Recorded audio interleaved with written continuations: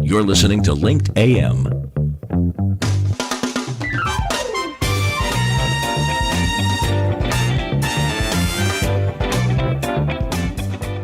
Tell your story on Linked Live and get noticed.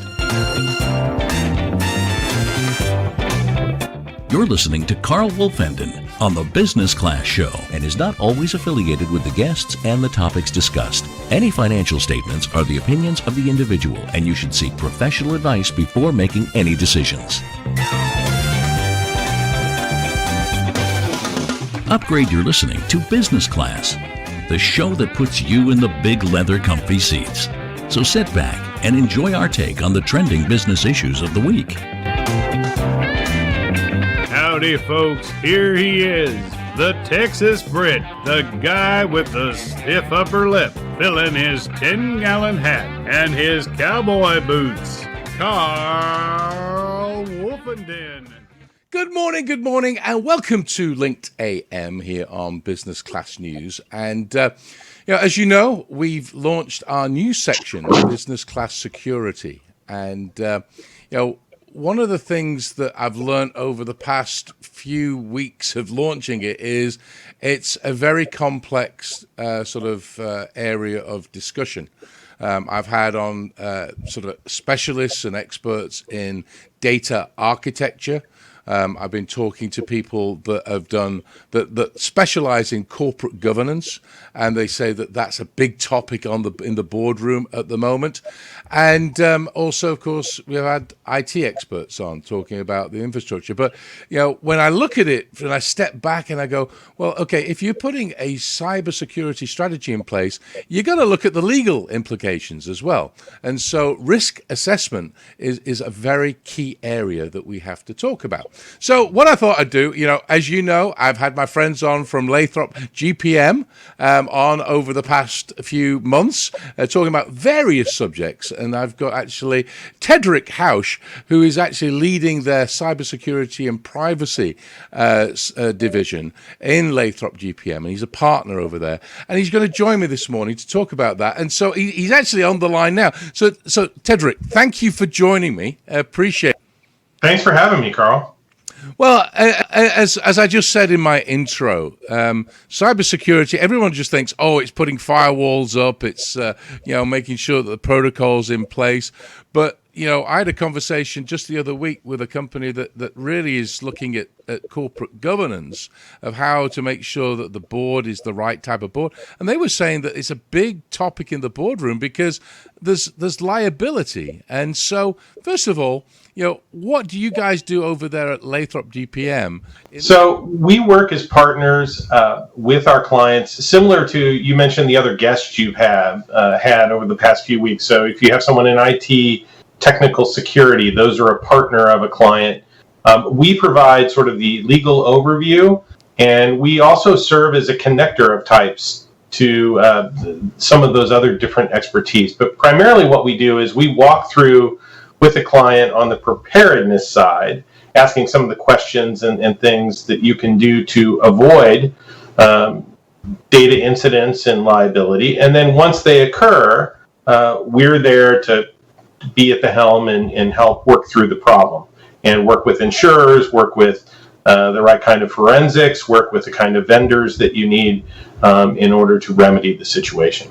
So what should a business be thinking about when they're putting the whole strategy together? I mean, we talked about, yes, there's the IT side. You've got to have all those firewalls and the protection in place. But from your perspective, what should a business be thinking about when putting that strategy together? Most businesses now, no matter what they do, are data-based. In other words, a large part of their ability to make money is based on how they utilize, analyze, and otherwise deal with data. And so that data is important. So you have to prioritize it, you have to figure out how you're going to protect it, and you have to figure out how you're going to use it best in order to succeed. If you don't protect that data, or you haven't thought about it, or you haven't prioritized it, you put yourself at severe risk. And the best example of that is probably ransomware. If you are a business that needs to deal with your customers and your clients, and you have information about them that they've shared with you, then if that gets locked in a box and you can't get to it, suddenly you have a frantic issue that goes to the core of your ability to operate. So that then, even if you resolve that, raises questions of trust with your consumer base or your B2B based business base. Yeah. So I think you're absolutely right. I mean, I think one of the things that we've got to think about when we're putting together our cybersecurity sort of strategy as such, we've got to think about all that different, the IT side. But at the end of the day, we've got to think about consequences, because I think sometimes we forget that we teach our kids consequences, and we forget when we're grown-ups about consequences and what's going to happen. We just say, "Oh, we're going to go and do this." We forget there's a consequence at the end of it. So really, we've got to make sure we look at all the different aspects, and legal. I think is the legal side is a very important piece, because what I've learned is that people and humans are a big component of the threat. Sometimes employees inadvertently open an email and it's got a phishing type of thing in there that looks real. So how could a company protect itself from their employees, doing the wrong thing, and either maliciously or just innocently? Well, affecting and changing human behavior is something we have been working on since the dawn of time. Yep. And you're right about phishing. I mean, most malware come into a company. I mean, that's the easiest entry into a company's system. So you have to think of it almost from a cultural standpoint from your company. You have to think about, can we have anti-phishing exercises? In other words, we'll do one ourselves. We'll see who clicks on it. We'll educate those people and tell them what went wrong. But you have to think about your company's culture and how you want to do it. Do you want to let people know that you're doing it, say a week in advance, so they start thinking about it and want to do well and be graded well? Do you make it part of compensation if you're in IT and you fall for that? Or if you're a tech company and it's really a danger, do you start tying some of your compensation or your objectives and monitoring of performance on how people deal with cybersecurity issues? People who swipe their card and then open the door for 6 people. All of that sounds, in some ways you think, well, that's just not friendly if you do that. But if you build a culture where people understand that we're all doing this, kind of like wearing a mask, we're all doing this to protect one another and protect the data and keep ourselves in good shape. If you have that kind of culture or start working towards it, I think you're on the right track. Well, I think you just mentioned something that we touched on in another interview I had a couple of weeks ago. You've got to think of it as a physical, building as such. We talked about in this other interview that when you're building the architecture of data sort of assessment, you've got to think, well, who's going to be let inside the building? Who's going to be, access what information, etc. All those components, etc.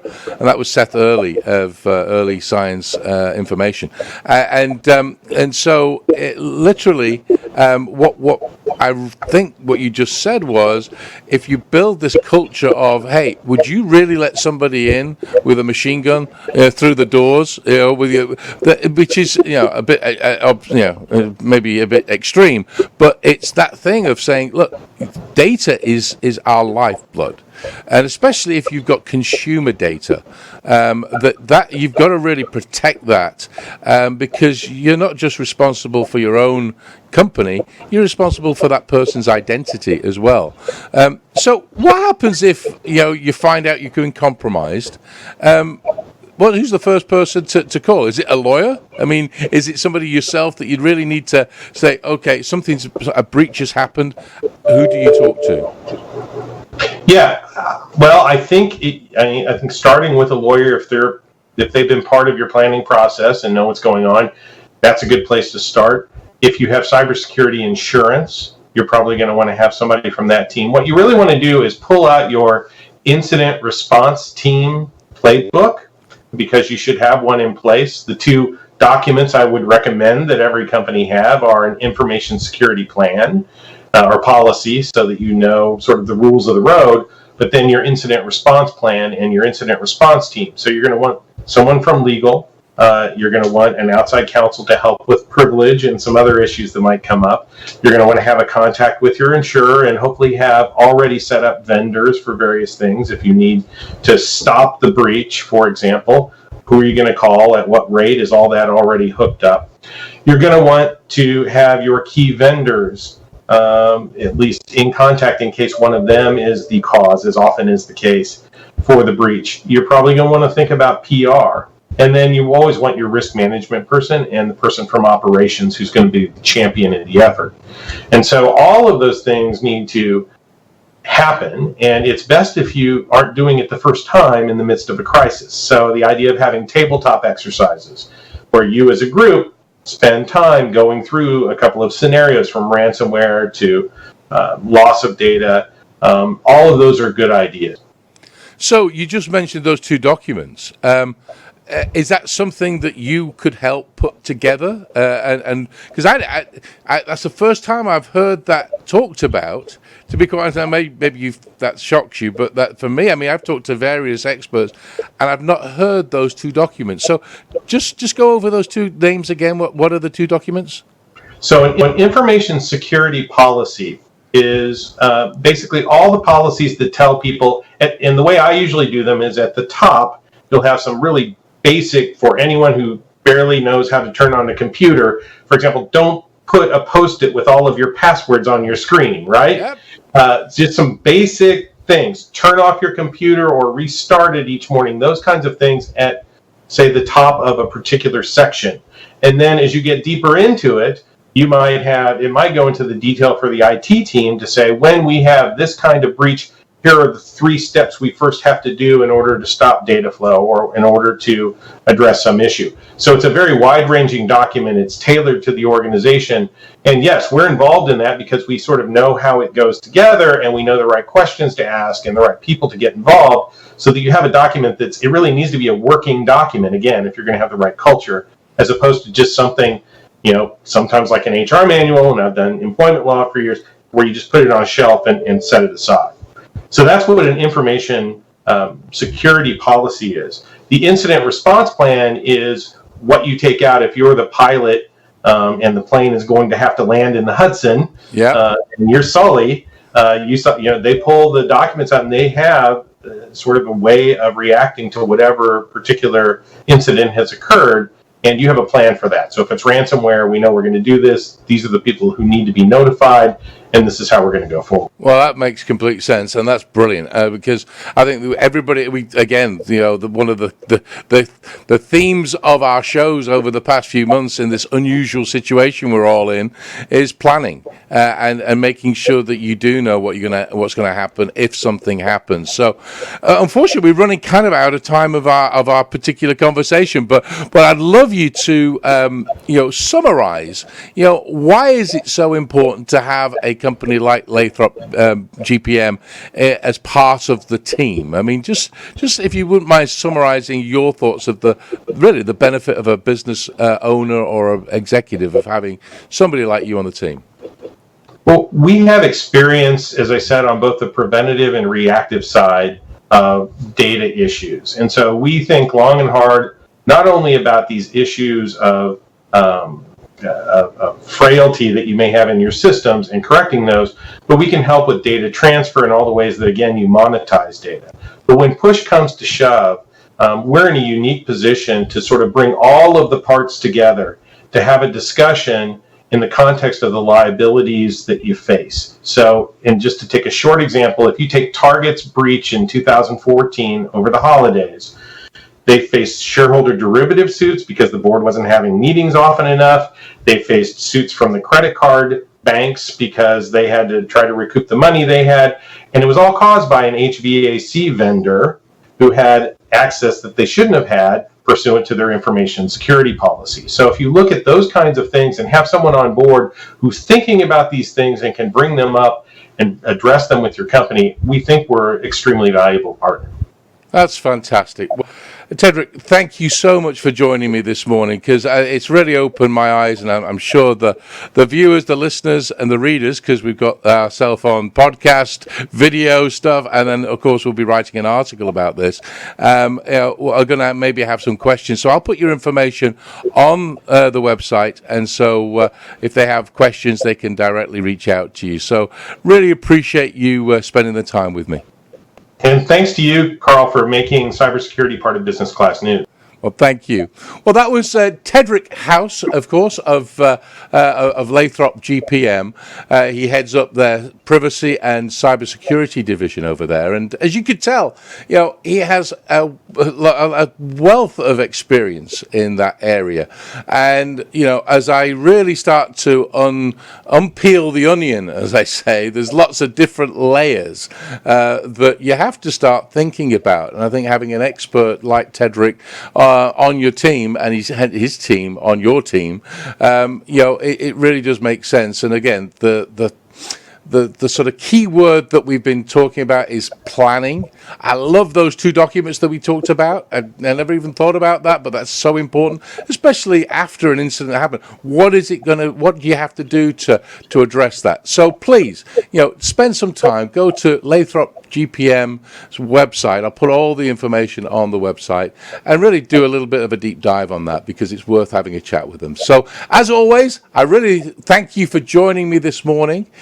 Really enjoyed having you as viewers, readers, and listeners. And as I say, go out there, have some fun, make some money, and be safe. Thank you. Goodbye.